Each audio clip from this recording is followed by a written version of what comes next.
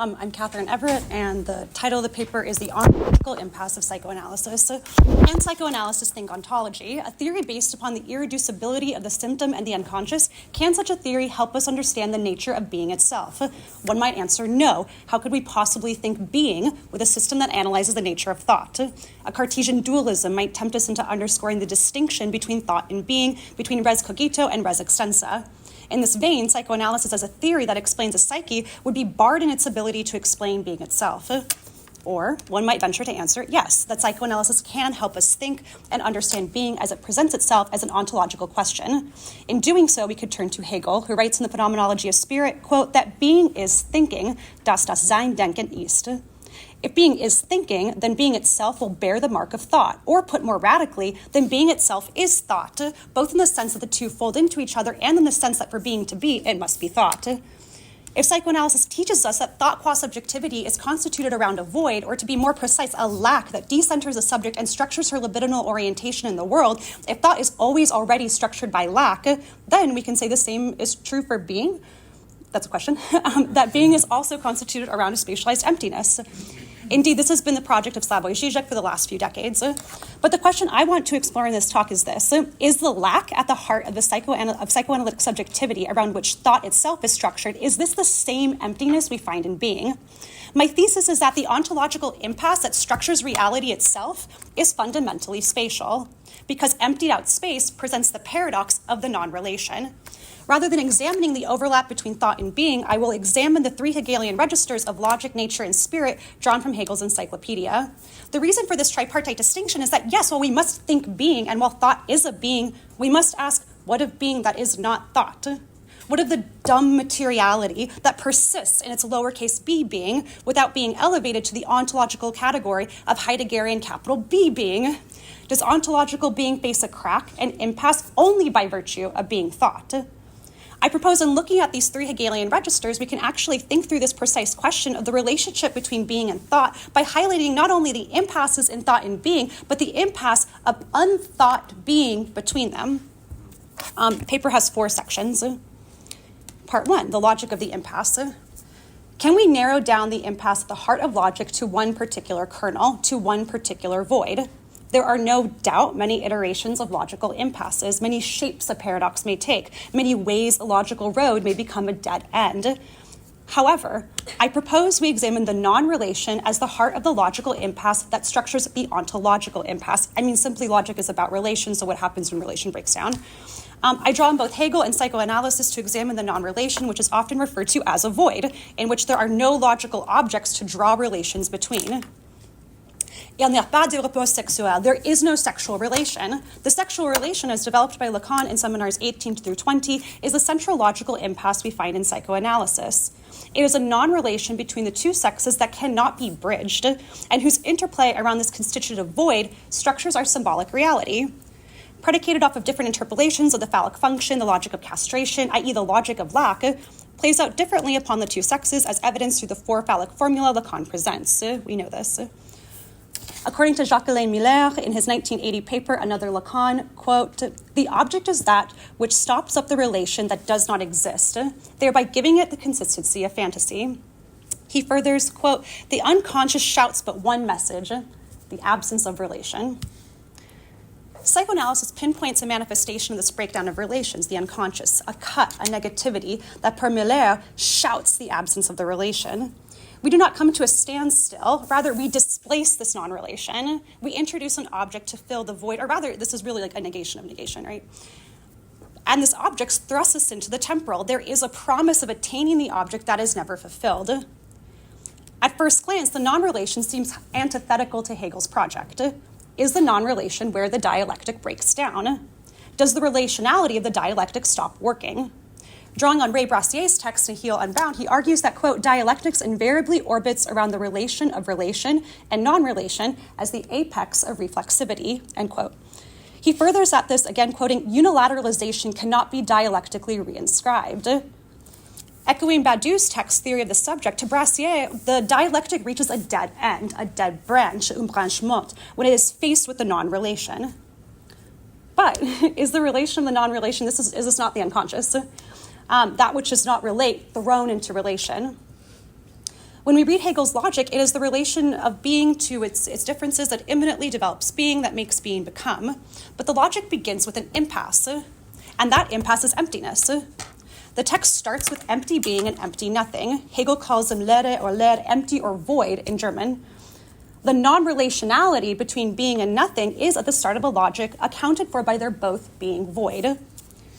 To overcome this impasse, Hegel writes, quote, "From this emptiness, spirit passes over. More than that, it forces," drängt in German, "it forces itself over to better content," end quote. The void is placed by force, drängt, in German, which is reminiscent of Freud's Verdrängung, repression. Verdrängung can likewise be translated as displacement. It's not that we simply repress the void, we place it over there, much like in the Fort Da game, we displace it repeatedly in order to overcome the non-relation implicit in the void and in the psyche itself, that there is a void of relations between the sexes, that there is a void of castration, that emptiness is at the heart of both subjectivity, and here we can see the void is at the heart of logic. It is only once the void is placed in Hegel's logic that being can become, that the logic can unfold. So the void is the spatialization of the non-relation, and thus I put it forth here as the impasse of ontologic. For psychoanalysis, the void structures psychic experience, and for Hegel, the void structures logic through its contingent placement. Hence, this is why there is movement at all in the logic, and likewise why there is temporality at all for the subject. We are thrust forward by the void, by the logical impasse. Part 2, the nature of the impasse. I argue nature is itself an impasse. How can we think nature without subject? One of Lacan's early formulations of the real in Seminar 4 draws on pre-symbolic nature, i.e. unnamed nature as the real. This is when Lacan discusses the power plant on the river. The power plant is the machinery of the symbolic that has been imposed upon nature. Lacan states, I quote, we will say not only nothing, but literally nothing at all, in dreaming of the moment when the landscape was still virgin, when the Rhine was flowing abundantly, end quote. Lacan tells us here we literally can't say anything about nature prior to this imposition of the symbolic, prior to language. Clearly, there is some impasse here with nature. How can we think nature without the subject, without logic, and without spirit? This is important to our original question about being, because we're asking about this little b being that remains unthought. What is its ontological status? I maintain that it is nature itself that is nature's ontological impasse, but more pointedly, that this impasse can be conceived as space in itself. In Philosophy of Nature, Hegel begins his text with space. That is natural space. Space is indifferent, just as nature is. Hegel writes this. They are both, I quote, necessary and contingent. Moreover, the really interesting thing about the nature in Hegel is that we don't move from space to time. We actually move from space to the point. So I'm going to quote Hegel here. It is not permissible to speak of points in space as if they constituted the positive elements of space, since space, on account of its lack of difference, this is critical, its lack of difference, is only the possibility and not the actual positiveness of being outside of one another and of the negative. It's only possible negativity. This is really interesting, and is therefore absolutely continuous. The point, the being for self, is consequently rather the negation of space, a negation which is posited in space, end quote. It is only when we sublate natural space with the point that we break up the indifference of nature and organize it into logical categories. The point is, of course, not natural. It's logical. As Kojève states in his lectures on Hegel, quote, without man, nature would be space and only space, end quote. The impasse of nature is that it's just space. The reason I can make this argument is that nature is totally indifferent.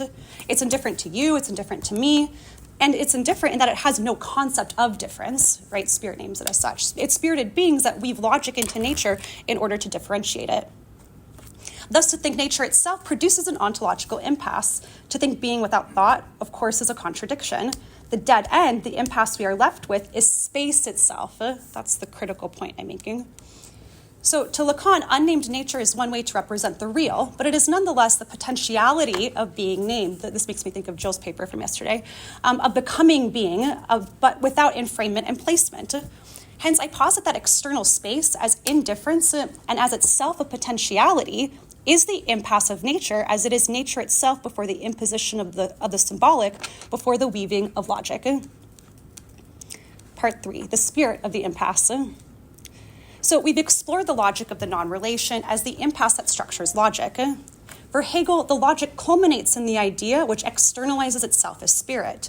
We can see this move of externalization again and again in spirit. Hence, an externalization of the non-relation may be one way to examine the spirited impasse. This, I argue, is how we can read lack, a term Hegel uses repeatedly throughout philosophy of spirit, Mangel, which is just as much a logic as it is an embodied experience, one that is closely related to anxiety. But first, I want to look at Hegel's nature when Hegel writes that the animal nourishes, I quote, an interrupted intussusception as a self-individualizing relationship to an individual non-organic nature, end quote. So what is intussusception? Intussusception is a twisting of an intestine upon itself, suturing itself internally, forming this sort of biological spiritual Mobius strip. In other words, spirit develops a lack that feeds upon itself, a lack that brings forth more lack, a redoubled emptiness pushed along by its own movement. This Mobius intestine is nonetheless interrupted, Unterbrochene in German, discontinuous, opening to the outside, forming an internal lack that relates to the external world, a Klein bottle. In short, the spatiality of lack grounds the development of spirit for Hegel, an irreducible emptiness that forces some productivity. As we saw earlier with Miller, it is the object that stops up the relation that does not exist that interacts with lack. A Zusatz to Hegel's text in Philosophy of Spirit reads, quote, in the object, the subject beholds its own lack, its own one-sidedness, sees in the object something belonging to its own essence, yet missing from it. I mean, like, did Hegel read Lacan, right? The Zusatz furthers that the annihilation of this object is only a semblant. I mean, again, like, hello. It is that which never absolutely attains its goal, but only gives rise to the progression ad infinitum. I mean, this is a great passage. Is this not objet A? Hegel straightforwardly tells us that lack oriented towards an object never evaporates from spirit. I argue that this object stands not only for the non-relation, not only for an impossible desire, but specifically for the desire to internalize externality as such. It's a spatial reading, right? Hegel's spirit is free to be the author of its world. What it can't do is it can't internalize externality. The lack is distinctly spatial. This is fundamentally because the impasse at the heart of spirit, that there is lack, is situated because internality has been sutured together like a Mobius intestine from externality itself. There is no way to iron out the intestine nor the Mobius strip. Lack is this name that we give to the spatial paradox. In his article, Anxiety and Ontology, Boscianedo writes, anxiety might be regarded as an ontological affect, as the affective correlate or signal of the fracture of being. Referencing Freud, Neto argues it is anxiety that produces repression, not repression that induces anxiety. So anxiety is ontologically prior. Hence, the repression, the Verdrängung that we spoke about earlier, this repression of the void is the result of anxiety initially staring at indeterminacy, at the non-relation, at the void itself, which it then represses, which it then displaces. Thus, what the subjectivity that lacks, what the subjectivity is that lacks, this is the negation of that fundamental lack, a negation of negation, an emptied out lack. It is not a positivization of lack, nor a filled in lack, but that which continuously and creatively negates itself as lack.